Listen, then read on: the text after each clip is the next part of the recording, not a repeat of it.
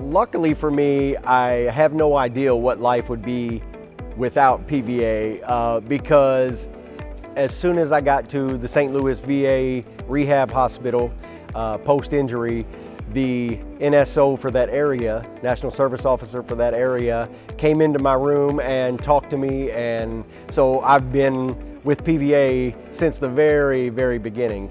I go through my National Service Officer for pretty much everything because they're trained to know the ins and outs and how to get through the red tape, a lot of things that we may not be aware of. In 1995, Terry Sutton, who was my PVA National Service Officer, asked me if I wanted to go to the games, and I had a lot going on that year, so I wasn't able to go. And then he stayed on me, and the next year, 1996 in Seattle was my first year, and this is my 27th year in a row.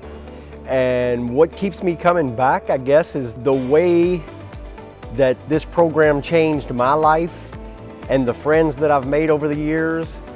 I want to see that change in new injuries, and I love to come back and see my buddies and have a little competition and some fun. This year, actually, for the first time, I'm doing bocce. I do the field events, and 9-ball are staples. You know, you can come to the wheelchair games and try out a sport. I didn't know that I could play softball. I'd never heard of it before the wheelchair games introduced it.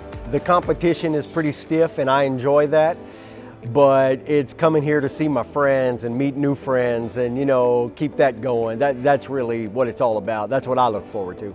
I grew up as an athlete, so post-injury, one of the things that bothered me the most was that I was no longer an athlete, so I didn't know who I was going to be from that point on. So discovering all of these sports that I could still be part of really helped me change my focus, and you know, just took me in a whole new direction in my life. So I'm very grateful. It's so much bigger than just sports.